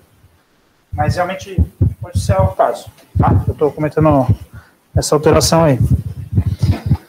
E o TCE, gente? É que é um subgrupo que convence, porque faz muito sentido fisiológico, assim, né? Certo. A gente não quer, na maior parte das vezes, abaixar demais o sódio das pessoas, a gente tende a dar mais sódio. Então, é uma coisa que a gente já está tendencioso a acreditar nisso. Falar, olha, tá vendo? Vou continuar fazendo sódio, esse soro fisiológico. Então, você, pela plausibilidade biológica, você se convence. Exatamente. Você quiser para isso, mas eu falo, tá bom. Eu não daria. Eu tinha essa sugestão da literatura, né? Ainda também lá no Da onde? É que no Smart, no Smart ele sugeria, era contraindicação relativa usar a solução balanceada. Ele sugeria usar o soro fisiológico. O Plus, que já concluiu a inclusão e vai sair em breve, o australiano é semelhante, era contraindicação, o TCE não entrava. Por quê? Os australianos eles fizeram o SAFE, foi publicado em 2004, que comparou a albumina 4% versus soro fisiológico. A albumina 4% é um soro mais diluído, né? Quando você bota 50 ml de albumina ou 100 ml com 400 de soro, ela fica um pouco mais hipotônica, tá? E aí, o que o pessoal acha não é que a albumina faça mal para o TCE, expandir com a albumina 4%. É que a solução hipotônica da albumina é pior do que você expandir com o soro fisiológico. Então, alguns já tinham a ideia que, assim, neurocrítico, principalmente TCE... Exato. Então, essa é uma análise subgrupo que mostrou dano. Então, a gente tem que interpretar diferente de análise subgrupo que mostra benefício, tá? Porque o benefício da dúvida, quando você está querendo buscar um benefício a mais, ele é muito maior do que quando você mostra que algo fez mal, entendeu? Então, você testou lá 2 intervenções, aí uma matou mais do que a outra, sendo que vamos dizer assim, a prática corrente é o soro fisiológico, né? A nossa prática corrente. Então, acho muito difícil que alguém agora resolva estudar balanceada ou soro fisiológico para expansão no TCE. Né? Talvez seja uma exclusão.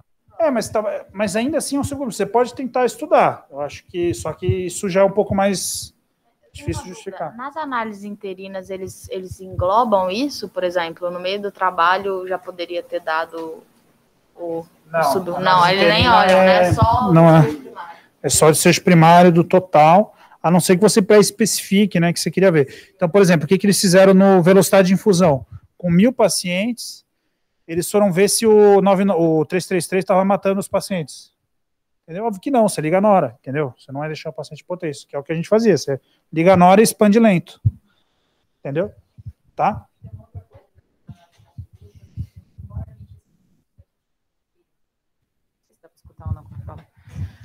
Embora do ponto de vista estatístico a gente sempre tem que tomar cuidado, porque realmente não foi para isso que o estudo foi desenhado e calculado, é um subgrupo, assim, é um estudo com 11 mil doentes, né, então são 500 TCEs, né, assim, acho que, ainda que seja uma análise subgrupo, é um grupo respeitável, não é que foi um grupo de 50 pessoas e é um resultado bem aleatório, né, e o fato de que ele parece que está no mesmo sinal de tudo que já tinha saído antes na literatura, né, é que, assim, também pela CRF do Basics, eu não sei se a gente vai conseguir explicar muita outra coisa, porque era só TCE, ponto, assim, a gente não sabe o que esses doentes tinham, né, a gente não tinha que informar se tinha hipertensão intracraniana, tinha contusão, não era um estudo disso especificamente, né, então, acho que como todos os outros, seria impraticável você coletar esse número de dados tão completo, assim, né, mas acho que... Mas aqui no Brasil, que é um contexto que o cuidado do neurocrítico...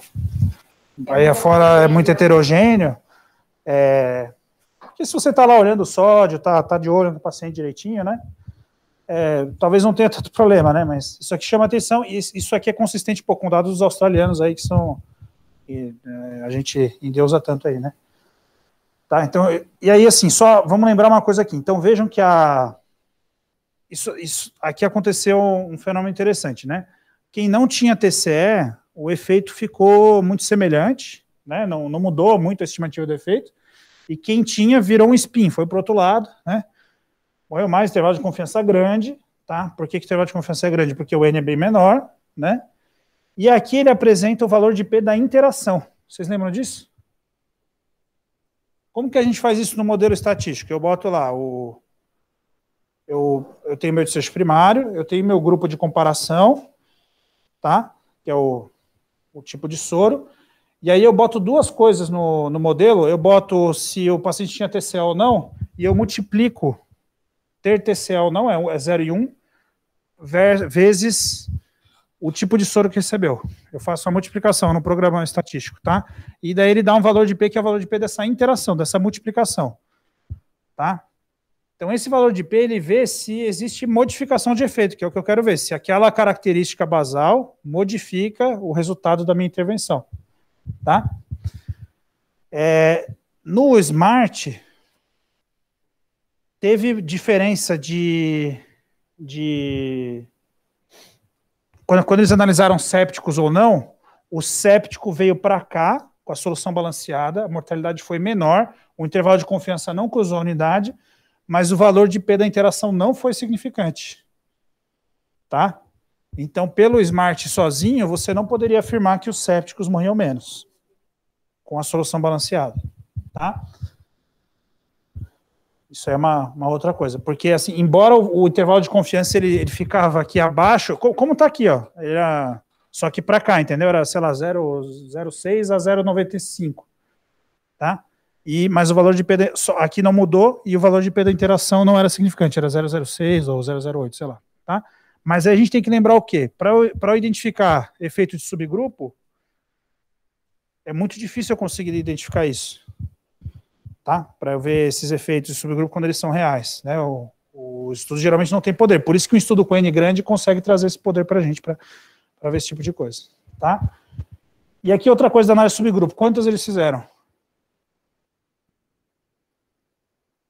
6. Putz, é o que eu falei para vocês. Você vê um estudo, fez 4, 6 análises de subgrupo, tá legal. Isso é justíssimo. O cara, pô, ele fez um estudo grande, ele tá vendo ali alguns subgrupos que talvez tenham alguma modificação de efeito, e aí ele especificou a priori, especificou como ia analisar, tudo certo. Isso aqui está 100% correto de como deve ser feita uma análise de subgrupo. Tá? E aqui, como é uma análise que mostrou dano, a gente vai considerar que é uma análise, talvez para trazer para a nossa prática.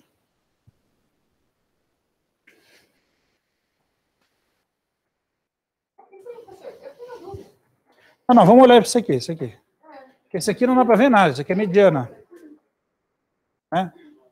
Mas, assim, é um efeito pequeno, né? Mudou 3 max, né?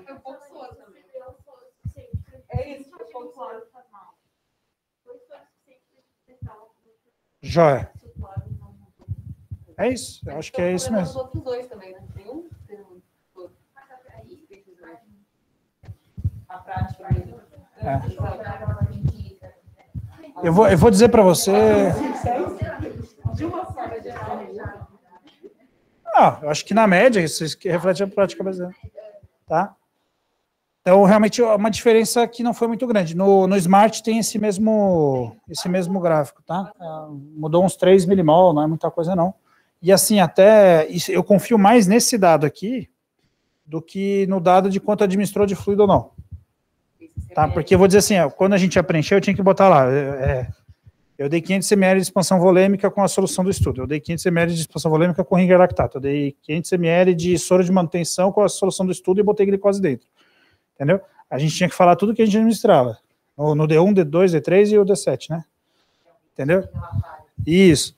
Então, mas aí como é que eu pegava isso? Pegava o controle das 24 horas, o controle tem defeito e tal, então eu prefiro esse resultado aqui, para ver a aderência, né, e aqui já é uma consequência da aderência do que a aderência em si, né, porque por mais que a gente pegue os controles, a gente sabe como é que é, né. Tá.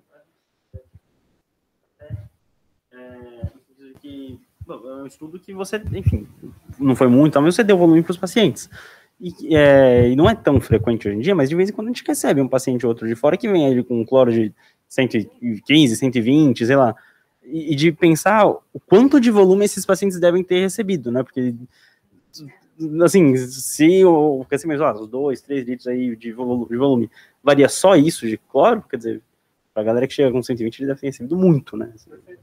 Mas aí tem só uma coisa, né, que a gente tem que lembrar, a gente tá botando a culpa assim, tem um monte de trabalho anterior que associa a hipercloremia com a mortalidade. Na verdade, todo distúrbio metabólico aí que vocês forem ver vai ter associação, né? Hipernatremia, hiponatremia, hipercloremia, acidose e tal.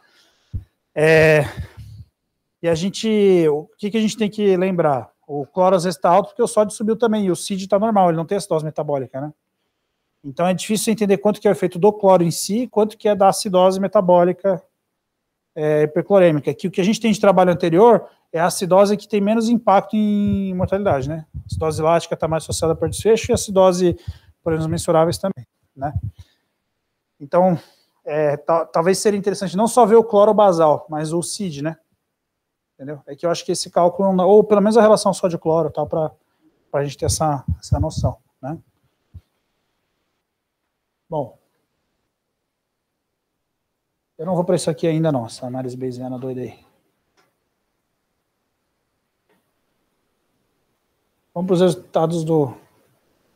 Alguma coisa mais aqui, gente?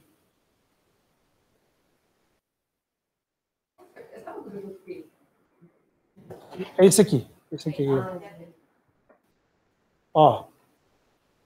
Teve alguns aqui que foram de alta no primeiro dia e alguns que morreram. Porque se você esperava que ia morrer nas próximas 24 horas, não era para incluir, tá? Então aqui já dá uma bagunçada no meio de campo, tá? Mas ninguém tem bola de cristal. Mas aí no D2, aí já aumentou, e putz, no D3, mais de 20% foi de alta, esperado, né? Pós-operatório e tal. Eram pós-operatórios que fizeram hipotensão, que prestaram expansão volêmica, muitos prestaram de vasopressor, aí o cara ficou no D1, mobilizou, desmamou na hora, foi de alta no D2, tá? Esses pacientes, puramente, a intervenção não tem nenhum efeito, né? Dificilmente vai ter aí algum efeito, né? E eles tentaram enriquecer isso tudo, botando lá a idade, botando vários critérios para fator de risco para ter lesão renal, né? Que seria o caminho da pior mortalidade, no caso, né? Tá? Aqui tem uma coisa interessante, alguém notou ou não? O que vocês acham desse hazard ratio aqui?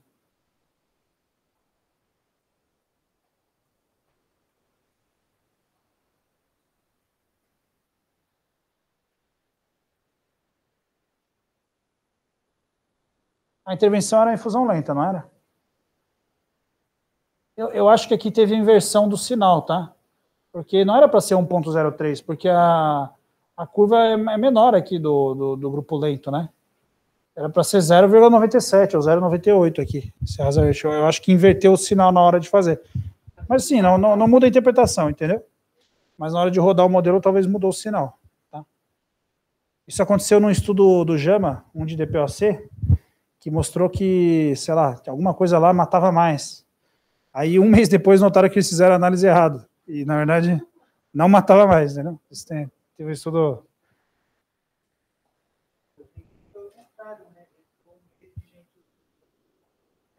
Bom. E aí, aqui não teve muito efeito, né? E aqui o que chamou a atenção foi aquele subgrupo aqui, né? E faz muito sentido, né? Principalmente o respiratório faz, mas um efeito muito pequeno, né? Que, putz, não sei nem se isso aqui é clinicamente relevante, né? Que é ter um sulfa respiratório mais alto em quem expandiu mais rápido. Faz sentido, que em teoria vai extravasar mais, vai piorar o pulmão mais, entendeu? Principalmente mais precocemente aqui, que era no D3. Aí no D7 já assumiu, mas até porque 2/3, 75% já tinha ido de alta, né? Tá? E o cardiovascular parece um sinal ao contrário, mas não, é a mesma coisa. Em teoria, com a expansão lenta, você expandiria melhor o paciente. E aí talvez eles mamam na hora mais rápido depois. Entendeu? Então, esse que seria o racional, na verdade, talvez do estudo. Tá? Na verdade, pode ser tudo espúrio, né? Mas 2 a gente encontra motivo, aí 1 não tem mais. Né? Acho que é o...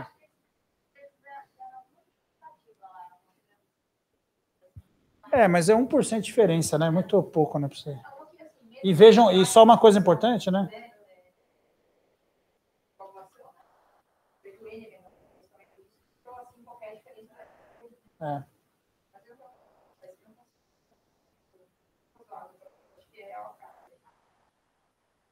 Bom, aí os subgrupos foram semelhantes, as análises de sensibilidade. E aí aqui esse modelo bayesiano, vamos só... Vocês já viram alguns estudos bayesianos, né? O bayesiano, a única diferença, gente, é que eu consigo botar a probabilidade antes. E aí aqui a ideia é fazer um modelo de risco competitivo com a probabilidade sendo ajustada, dependendo do que está acontecendo, é isso. Entendeu? Então ele tem um SOFA no baseline, aí ele morreu, tudo bem, ele não vai estar na próxima avaliação, aí, porque eu já estou lidando se ele foi de alta ou morreu. E assim por diante, tudo que a gente já discutiu aí de risco competitivo, tá? E aí, baseado nisso, aí ele utilizou uma estatística bayesiana para fazer calcular essas probabilidades frente àquilo que foi observado, tá? Então, esse aqui é o exemplo, né? O grupo infusão mais lenta tinha uma maior probabilidade de o paciente estar sem vasopressor ou de alta no D3, independente do SOFA basal. É meio estranho interpretar isso, mas foi isso. Então, isso aqui é totalmente exploratório. Tá? Então, putz, é difícil trazer isso aqui para... Não tem utopias, né? Exato, É que talvez faz sentido você entender que talvez tivesse um efeito precoce, porque era expansão volêmica, e depois não ia ter, entendeu? Talvez seria isso. Mas mesmo assim seria uma coisa pequena, e assim, com a multiplicidade de análises que foi feita, a chance de você encontrar um resultado aqui espuro é enorme. Exato, Então, talvez o certo seria falar assim, isso aqui nada deu, esquece isso aqui tudo, entendeu? Tá?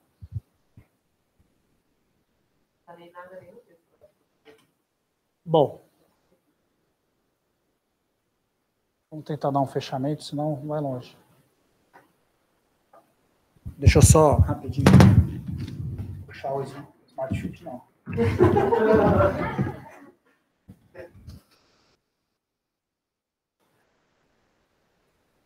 Tem um trabalho, olha que o primeiro trabalho que levantou essa bola foi um australiano também, que foi o da moratória do...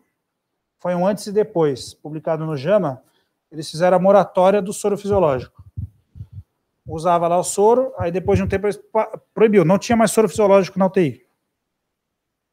Jogaram tudo fora, não tinha mais. Tá? Aí esse foi o primeiro trabalho que mostrou um efeito, né, de você não utilizar, de usar soluções balanceadas em detrimento da solução rica em cloro. Tá? Só que não estudou antes e depois. Aí os próprios australianos fizeram o cluster crossover, que vocês mostraram, que foi o split, que foi neutro. E já incluiu um número razoável de pacientes, né? Aí depois vieram os americanos lá da Vanderbilt, que esse aqui foi um trial, é o grupo que eles chamam de grupo de trials pragmáticos, né? Vamos ver aqui as figuras. Aqui. Ó, mas aqui mudou muito pouco, né, também, ó. 105, 106. Né? Um versus o outro. E a diferença grande do Smart para o Basics é que o Smart incluía o PS e o centro cirúrgico também. Então ele ficava alocado na intervenção onde ele estivesse no hospital. Né? Tá bom? E aqui...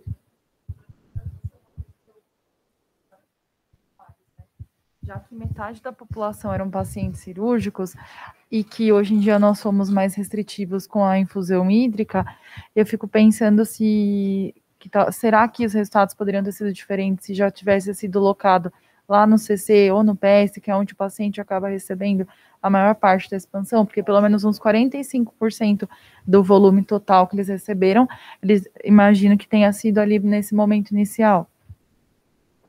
Perfeito. E aí a gente vai ter que interpretar o estudo. Sim.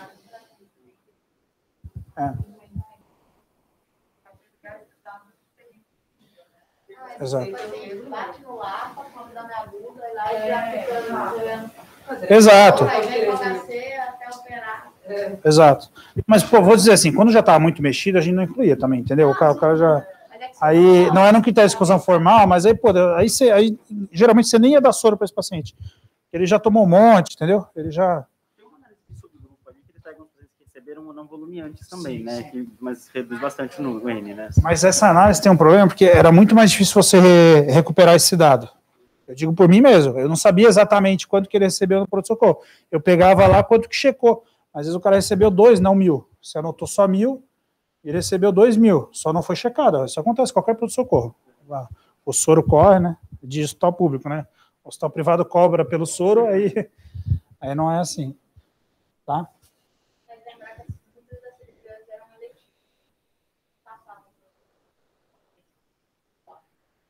Aí aqui eu queria mostrar...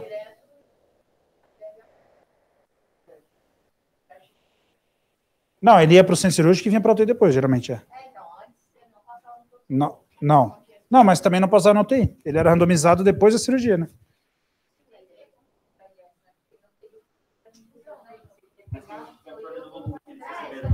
Sim. Não, do centro cirúrgico tinha mais controle. O do centro cirúrgico, sim, você tá certo. Agora... a não ser que faça um estudo de intra-op. Esse aqui que eu queria mostrar para vocês, ó, o resultado do Smart. Vamos ver aqui, ó, sepse aqui, ó, sepse e TCE, tá? São os dois do meio. Então, aqui aconteceu o contrário, ó. O sepse, quem tinha sepse, a mortalidade aparentemente foi menor, ó. O intervalo de confiança não cruzou a unidade, o P foi significante, mas o P da interação não foi. Tá? Aí eles já publicaram uma subanálise no Blue Journal disso aqui, tá? E aí agora eu queria fazer o fringir dos ovos aí. E aí, se vocês quiserem discutir outras coisas, a gente discute também. Juntando esses estudos que a gente tem, todos os estudos de fluidos, desde o SAFE, que era albumina, os de gelatina lá, amido, isso aí, esquece, tá? Se vocês quiserem estudar, isso é um documento histórico hoje, é a história da medicina intensiva, não é nada prático. O que vocês trariam para a prática aí? E o que vocês pensam na... Vamos ver. Fluido, vocês não o quê? Se tiver que fazer expansão volêmica. Hã? Ring lactato, tá bom. Não foi nem estranho. Tá. Mas é que aí, isso é para mostrar que talvez a gente acha que faça uma grande diferença e que na verdade não faz. Assim, no fim não precisa. Paulinho Nasser. Não precisa brigar com as pessoas que fazem soro fisiológico ou abolir o soro fisiológico do mundo e tal. Acho que você não precisa sofrer, sabe? Fez soro fisiológico. Quer fazer soro fisiológico, faz soro fisiológico. Eu acho que eu sou mais aí, eu sou o João Luiz Vicente. Se a pessoa tá com cloro alto, é isso. Se a pessoa tá com TCE, eu vou dar cloreto, como sempre. Sei lá, o cara dificilmente a gente pega essa situação, então vamos pegar o nosso pacientinho de UTI. Se ele já chegou com um cloro mais alto, tá um pouco mais para acidótico, um ringerzinho. Acho que é isso. Ele só tem que ser o ring lactato, só lembrar disso. Né? Não pode ser simples. Tá. Eu acho que a gente já está numa fase também de talvez entender, será que dá água enteral versus... Não. Aí... não faz diferença? Será que água enteral... Bom, a primeira pergunta é assim, deixa eu falar para você assim, quando você vai administrar soro, o tipo de soro que você vai dar, depende do paciente que você está, assim, da condição clínica. Vamos pensar assim, neurocrítico, pós-operatório, sepse, ARDS, pós-parada, sei lá, vamos pensar grandes grupos assim. Vocês mudariam? Todo mundo mudaria. Então, você daria ring lactato para o TCE?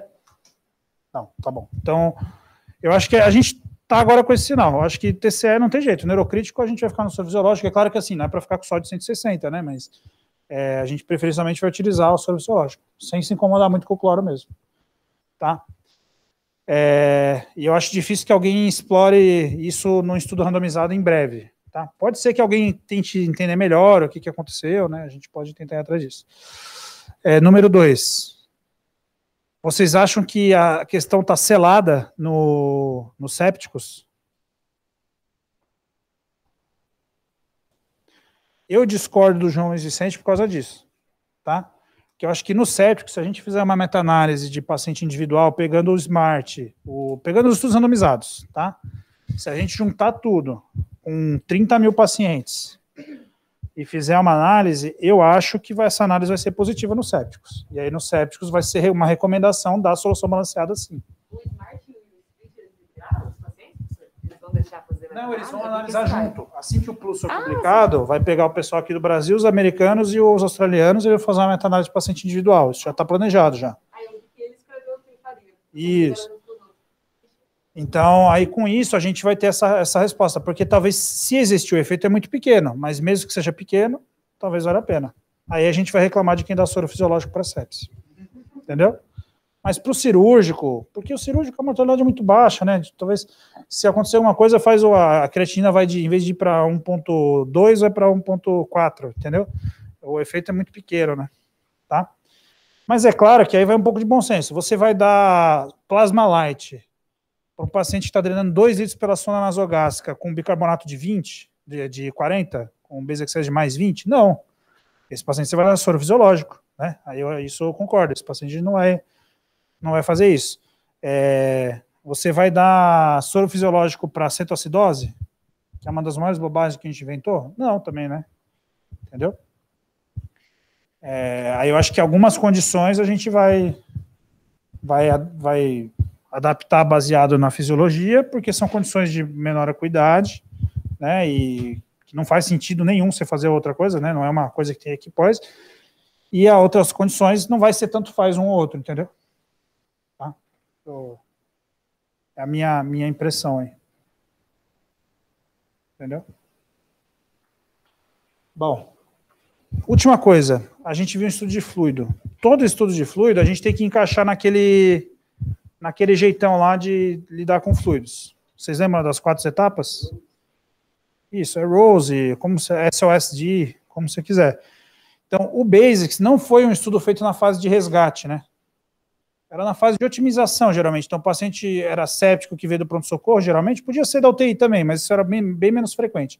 Ou ele já veio do pronto-socorro com alguma expansão, ele já passou a fase de resgate, ele estava na fase de otimização. O pós-operatório é a mesma coisa. O pós-operatório, a fase de otimização é no intraoperatório já, né? O pós-operatório não tem nem fase de resgate, né?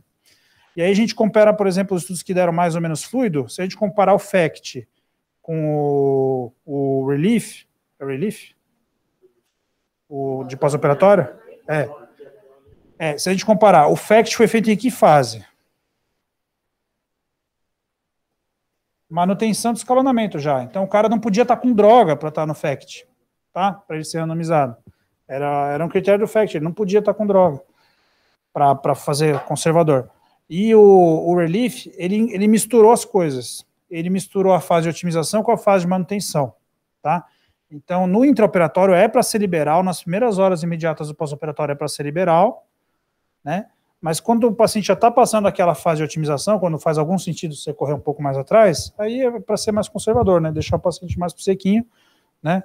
E, enfim, aí vocês podem se guiar pelo parâmetro que quiser depois, mas acho que a gente tem que ter isso em mente, né? E aqui todo estudo que a gente estuda, vê de fluido, tanto de volume de fluido, quanto velocidade de fusão, tipo de fluido, etc., a gente tem que ver em que fase da doença foi feito. Agora a gente vai ter o Classic, o escandinavo, eles já fizeram o piloto, eles estão, eu acho que já estão terminando a inclusão, já terminaram, que é o de ressuscitação também, só que ele pega da otimização para manutenção já, ele é bem precoce, isso em paciente séptico, tá? De ser bem conservador, assim, só dá expansão volêmica se tiver sinal de uma perfusão mesmo, que é urinar menos 100 ml em 24 horas, ele bota lá, ele bota uns sinais livedo ou lactato alto, acho. Só por hipotensão, por exemplo, ele fala para não dar volume, fala para dar na hora. Tá? É um estudo interessante, já pega, é hora assim, ele fez alguma coisa lá no PS, foi para a UTI, ele é randomizado. Então a gente vai ter mais dados aí para a gente adaptar a nossa prática, né? Certo?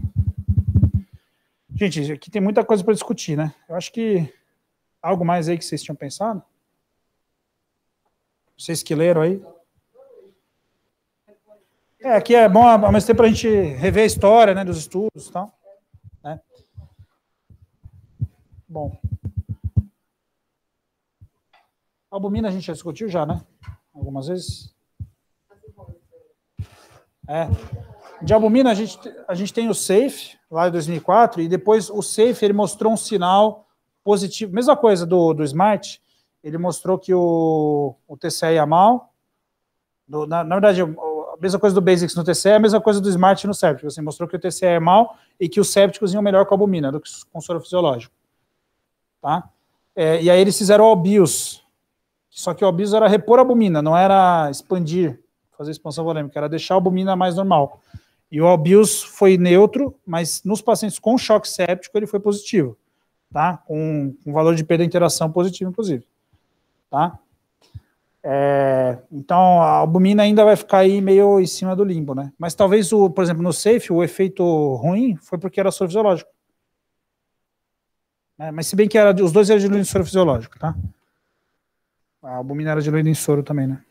Tá? Bom.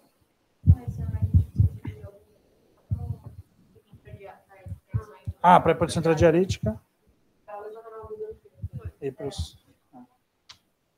Muito bem, pessoal. Tá bom de aula, tá bom, né? Quem não almoçar, vão almoçar. Quem já almoçou, parabéns. Bom retorno. Valeu, pessoal.